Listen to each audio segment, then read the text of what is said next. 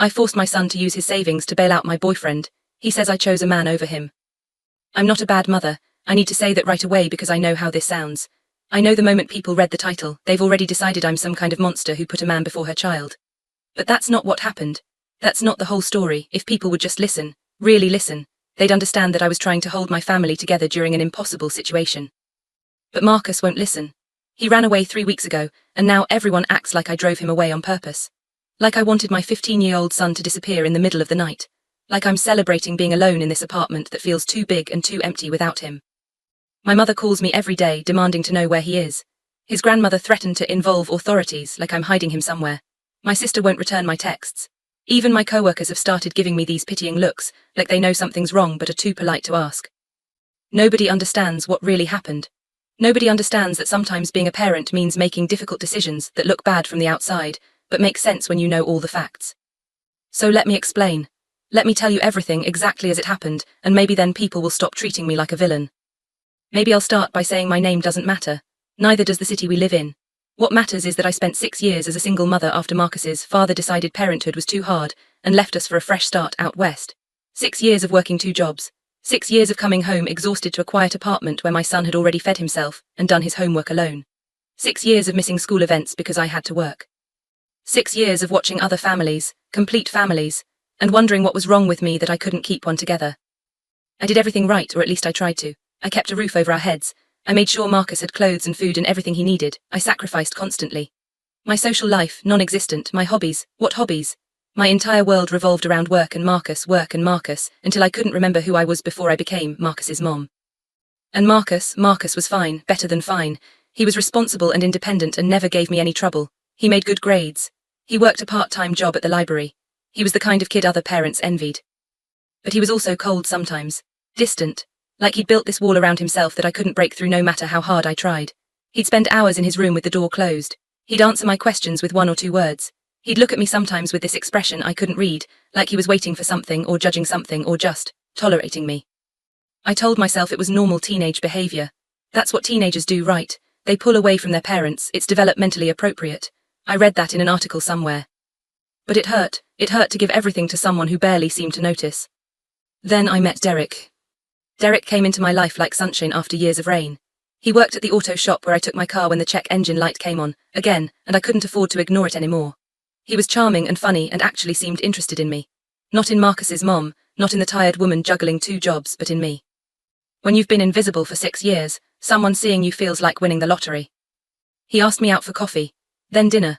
Then suddenly we were spending weekends together and I was laughing again, and I remembered what it felt like to be wanted. Derek made me feel young and attractive, and like I mattered for reasons that had nothing to do with paying bills or packing lunches. I know people say things like, you should be complete on your own, or you don't need a man to be happy, but those people don't understand what it's like to be alone for years. They don't understand the silence, the loneliness, the constant feeling that you're failing at everything. Derek filled that emptiness. Marcus didn't like him from the start, but I expected that. Kids always resist their parents' new relationships. I'd read about it, it's completely normal.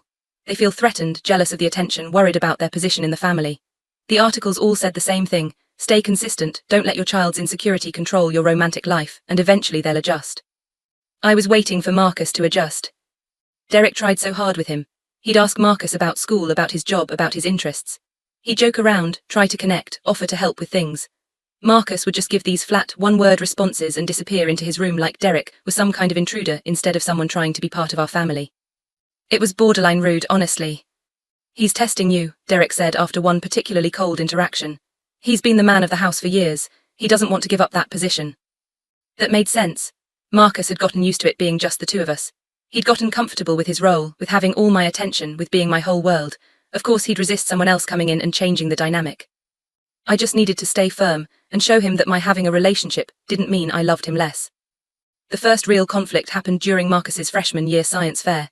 He'd been working on this project for months, something about water filtration and environmental sustainability. He was actually excited about it in his quiet Marcus way. He asked me to come, which he rarely did anymore. It's at 7, he said. They'll have all the projects set up and judges will be walking around and... Of course I'll be there, I said. I wouldn't miss it. I meant it, I really did. But then Derek called that afternoon. He'd been in a car accident and was really shaken up. He needed me to come be with him. What was I supposed to do? Let the man I loved sit alone and traumatized while I looked at science projects. I called Marcus and explained the situation. Derek's been in an accident, I need to go make sure he's okay. Is he hurt? Marcus asked, his voice completely flat. No, but he's really upset and... Fine, Marcus said and hung up. When I got to Derek, it turned out the accident was barely a tap on his bumper. The other driver had already left, there wasn't even any damage, but Derek was genuinely shaken up. He said his heart was racing, that he couldn't calm down, that he needed me. So we went back to his place, and he calmed down, and we ended up talking for hours, and I didn't get home until almost midnight. Marcus's door was closed, his project was back in its box, packed away. When I knocked, he said he was sleeping. The next morning I tried to talk to him. I'm sorry about last night, Derek really needed me and... It's fine, Marcus said, not looking at me. We can celebrate this weekend, just you and me. We'll go to that restaurant you like. I said it's fine. He wouldn't look at me, wouldn't engage, just ate his breakfast in silence and left for school early. He's manipulating you, Derek said when I told him about it. Giving you the silent treatment to punish you for having a life outside of him. Classic teenage manipulation. Derek was probably right. Marcus was trying to make me feel guilty for choosing to help someone who actually needed me, instead of attending an optional school event. We never did go to that restaurant. Over the next year, there were more incidents. Small things that Marcus would blow out of proportion to make me feel guilty. Derek needed help with rent 1 month because he was between jobs. I took it from the emergency fund I'd been building, the one I told Marcus was for his college. But Derek needed it right then, and colleges were years away. Marcus found out somehow and got this look on his face like I'd betrayed him. You said that money was for my education, he said quietly. It's a loan, Derek will pay it back. We're a family, Marcus, families help each other. We're not a family, Marcus said. He's your boyfriend who lives here rent-free. Don't talk about him like that.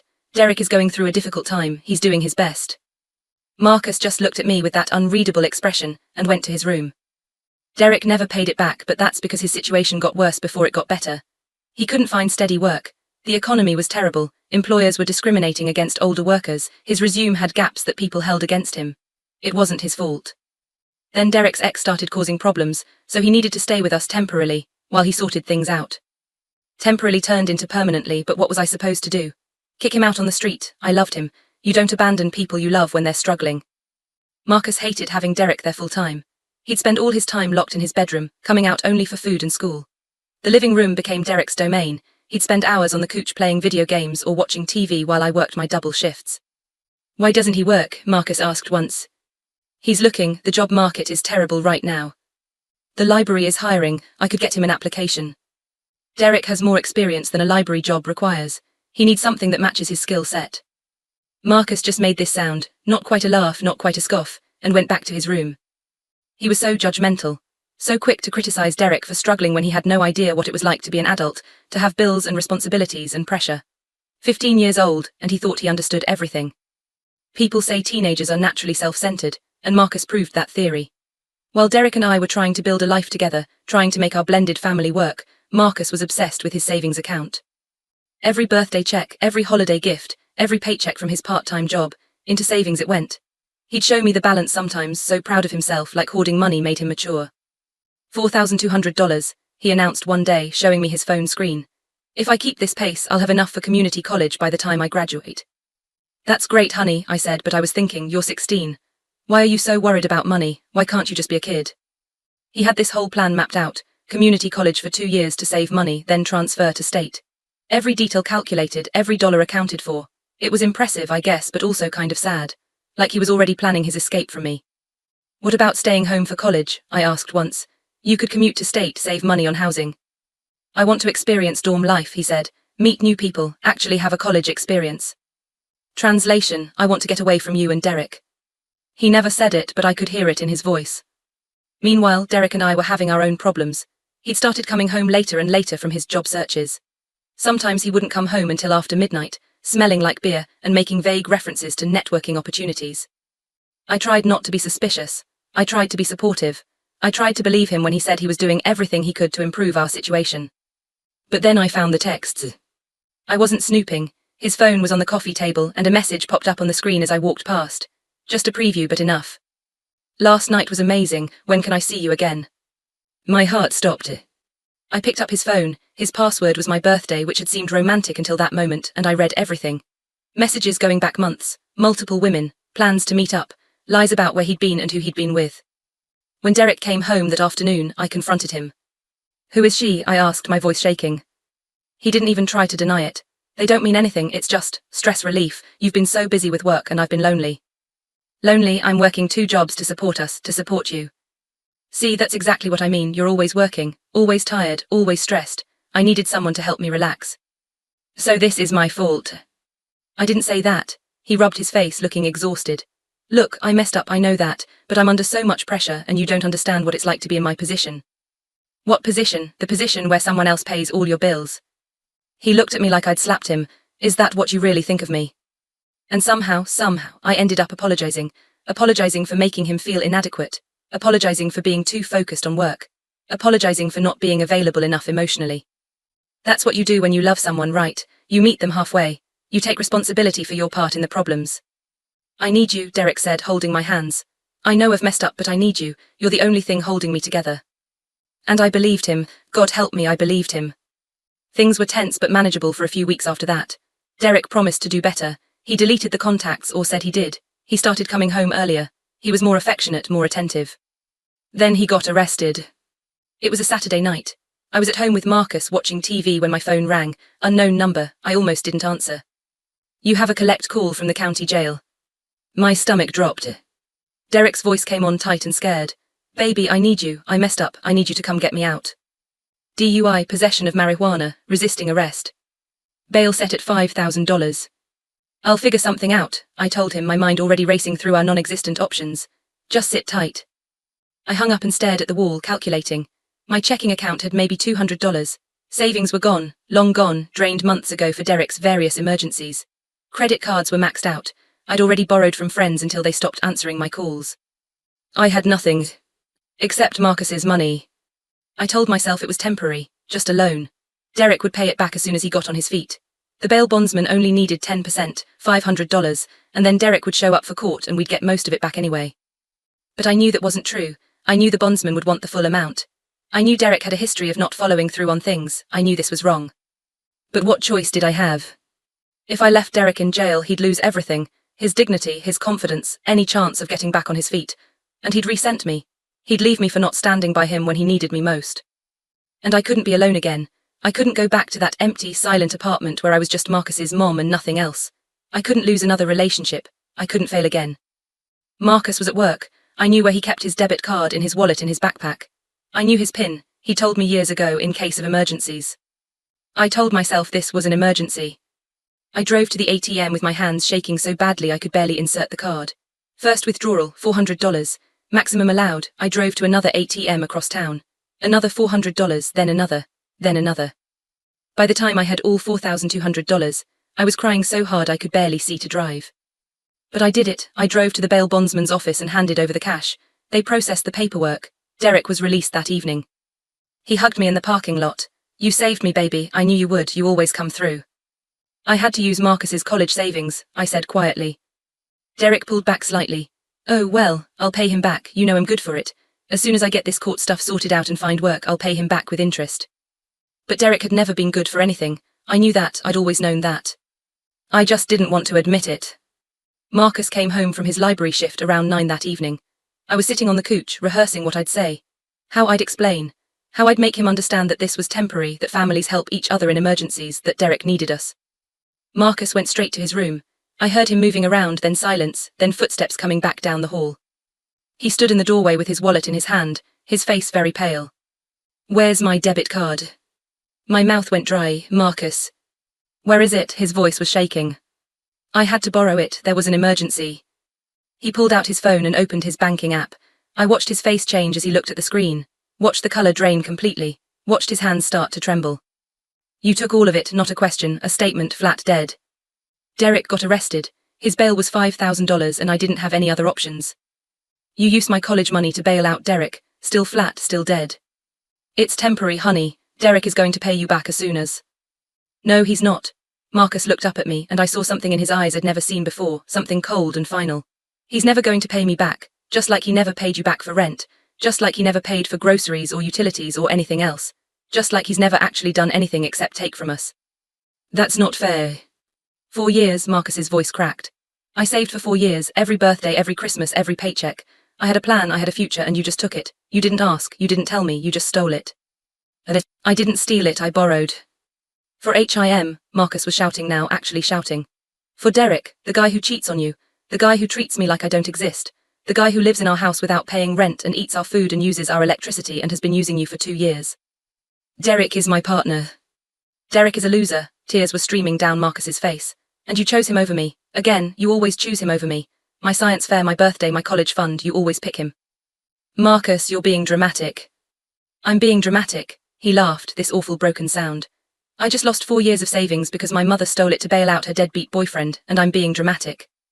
Don't talk about him like that. Why not? It's true. Everyone knows it's true except you. Even your friends know he's using you. Even grandma knows. Even your co-workers know. The only person who doesn't see it is you. You don't understand adult relationships. I understand that you chose someone who treats you like garbage over your own son. Marcus was sobbing now. I understand that no matter what I do, no matter how good I am or how hard I try, you'll always pick him. I understand that I don't matter to you as much as not being alone matters to you. The words hit me like a physical blow. That's not true. Yes, it is. His voice dropped to almost a whisper.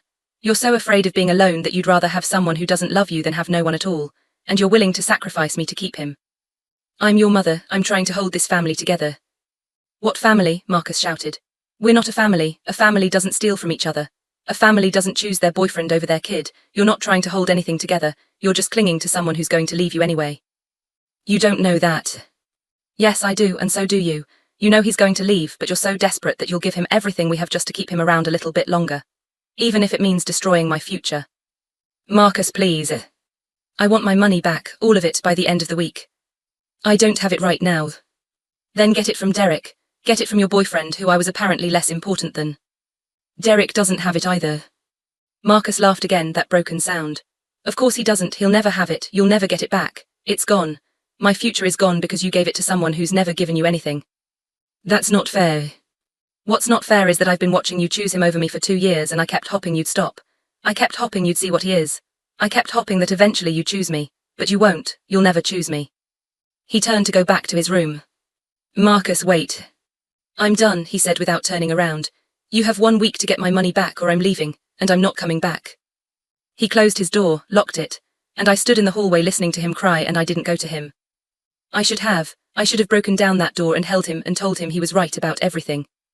But instead I called Derek. Derek didn't take Marcus's ultimatum seriously. He's just being a dramatic teenager, Derek said, laughing. Let him throw his tantrum, he'll get over it in a couple days. He's really upset, Derek. He said he's leaving if we don't pay him back. So let him leave. Where's he going to go? He's 15. He'll be back in 48 hours and then you'll have your leverage back. Leverage? He's my son. Exactly, he's your son and you're the parent. You need to establish who's in charge here. Kid needs to learn that the world doesn't revolve around him. He wants his college money back. And I want $1 million, Derek sighed. Look babe, I get that you're upset, but kids say stuff like this all the time. I'm running away. I hate you. It's normal. He's testing boundaries. You just have to stay strong and show him that manipulative threats won't work. But what if he really leaves? He won't, trust me. And what about paying him back? Derek was quiet for a moment. I'll try, I'm doing my best. But you can't just magic up $5,000, you know. Tell him to be patient. Tell him I'll pay him back when I can. If he cares about this family, he'll understand. He gave us 1 week. Then he's going to be disappointed. Honestly, maybe some disappointment will be good for him. Kid's been spoiled, thinking everything revolves around his plans and his future. Real life doesn't work that way. Spoiled, my son who'd been packing his own lunches since age 12. My son who'd raised himself while I worked double shifts. My son who'd saved every penny for 4 years while watching Derek mooch off us. Spoiled. I should have seen it then. Should have seen what Derek really thought of us both. But I didn't want to see it, so I told myself Derek was right. Marcus was being dramatic. He'd calm down, we'd work this out. We had to work it out. Because the alternative, that I'd destroyed my relationship with my son for a man who didn't even respect him, was too horrible to accept. The week passed in tense silence. Marcus stopped speaking to me entirely. He'd leave for school before I woke up. He'd work his shifts at the library and come home late. He'd lock himself in his room and ignore me when I knocked. I tried to talk to him once. Marcus, honey, I know you're angry, but we need to talk about this. Get away from my door. I'm trying to fix this. You can't fix this, just leave me alone. I slept badly that week, waking up at 2 a.m. in cold sweats, my mind racing. What if Marcus really leaves? What if I lose him? What if this is the thing I can't take back? But Derek kept reassuring me. He's fine, he's just being a teenager. This is normal behavior, you're overreacting.